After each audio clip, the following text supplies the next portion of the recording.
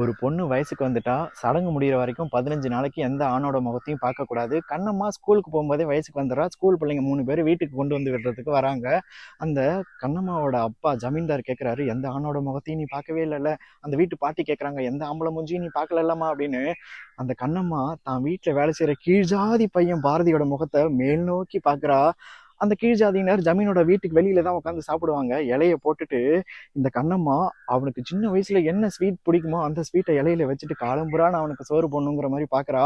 இவன் கீழ் ஜாதிங்கிறதுனாலயே விலைக்கு போறான். அவன் காலுக்கு கீழே போட்ட செருப்பை எடுத்து இவ போட்டுக்கிட்டு இவ காதல சொல்றா, பாரதி நான் எப்பவும் உன் முகத்தை பார்த்துக்கிட்டே இருக்கணும், நீ எப்பவுமே என் கூடவே இருக்கணும் அப்படின்னு சொல்லிட்டு அவன் காலை தொட்டு கிடந்த செருப்பை போட்டுக்கிட்டதுலயும் சரி, அவன் தங்கச்சியோட காலை தொட்டு இவ கொலுசு மாட்டி விட்டதுலயும் சரி, இவளுக்கு ஜாதி ஒரு விஷயமாவே தெரியல.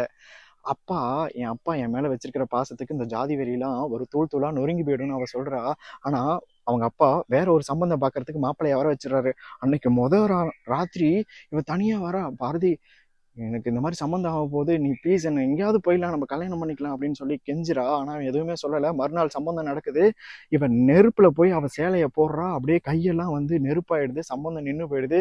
அந்த காயத்துக்கு மருந்து போட பாரதி வரான். இவ சொல்றா, சம்பந்தத்தை நிறுத்துறதுக்கு எனக்கு வேற வழி தெரியல, சம்பந்தம் நின்று போன சந்தோஷத்துல எனக்கு இந்த காயத்தோட வழி தெரியல அப்படின்றா.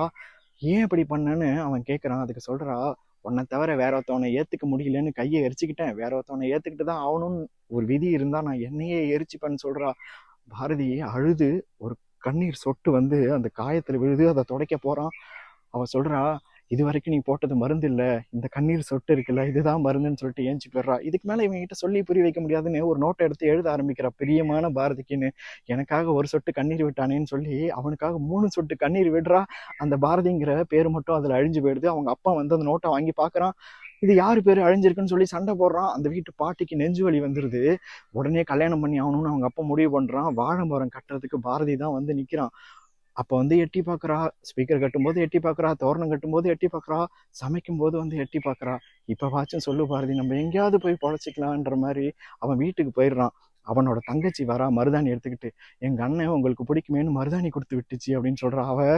நான் அழுது எனக்கு உடம்பெல்லாம் செவந்து போச்சு, எனக்கு மருதாணி வேணான்னு சொல்றா. சொல்லிட்டு அவளோட கையை பாக்குறா. அவன் அண்ணன் பேரை அவ பச்சை குத்திருக்கா, பாரதின்னு பேர் இருக்கேன்னு, அந்த கையால எனக்கு மருதாணி வச்சு விடுன்னு சொல்றா. இவ்வளோ லவ் பண்றாளே, பாரதி லவ் பண்ணவே இல்லையான்னு கேட்டா பாரதியோட லவ் இதை விட பெருசுங்க.